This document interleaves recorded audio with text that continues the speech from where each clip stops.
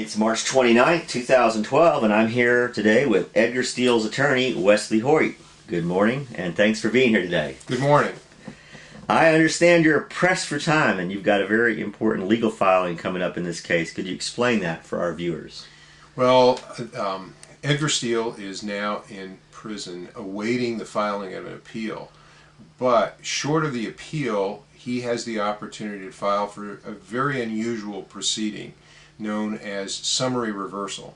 And the reason for that is because his attorney, a man named Robert McAllister, a rather famous trial attorney, former U.S. attorney, was indicted shortly after Mr. Steele was convicted. Within a few days after he was sentenced. And it was a surprise indictment. The defense team did not know about it. The government kept it a secret.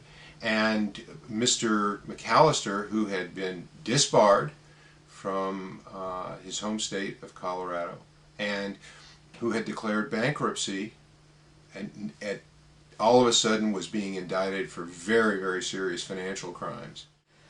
So let's briefly walk through the timeline of the case.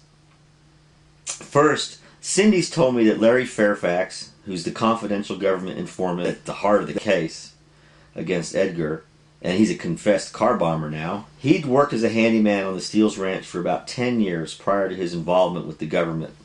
As a former prosecutor yourself, what do you suppose the backstory is about Fairfax allegedly going to the police to confess? Well, what's really going on? What's really going on is that Mr. Fairfax had declared bankruptcy, and just prior, and I believe it was in the month of April of 2010, so just prior to Mr. Steele's arrest, and his home was in foreclosure, and the man was upside down financially, and he was looking for a way out. He had stolen $46,000, $45,000 worth of silver savings that the Steele family had at their home. He, because he was a handyman, had learned where they kept that silver, was silver coins, and he had taken it unbeknownst to them, and he was able to catch up his mortgage, but he needed a cover story. And so he went to the government and arranged this little prosecution of Edgar Steele.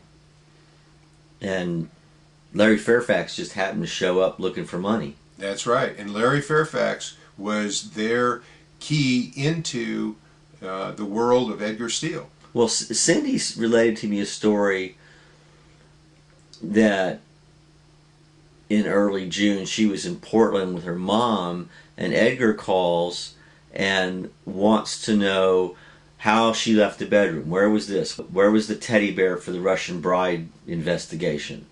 And Edgar had a feeling that things had been moved around. You remember this?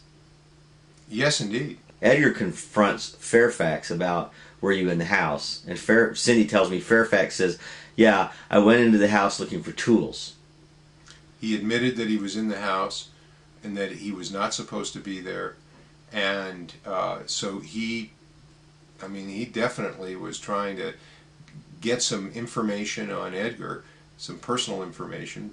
At this point, we don't even know what it was. If juries hear evidence presented in a case and nobody objects to the evidence, they're going to naturally assume that the evidence is genuine, yes? That is correct. You know, why would a jury ever think, gosh, these tapes sound funny? Well, they must be fine because the judge let them in and nobody contested them.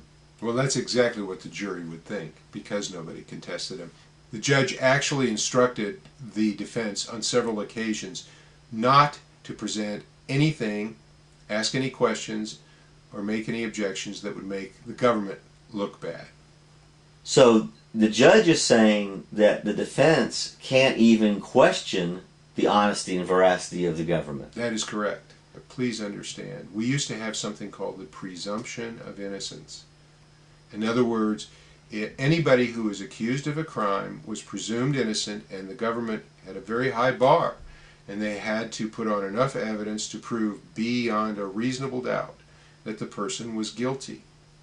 Well, now there's a presumption of governmental regularity and correctness.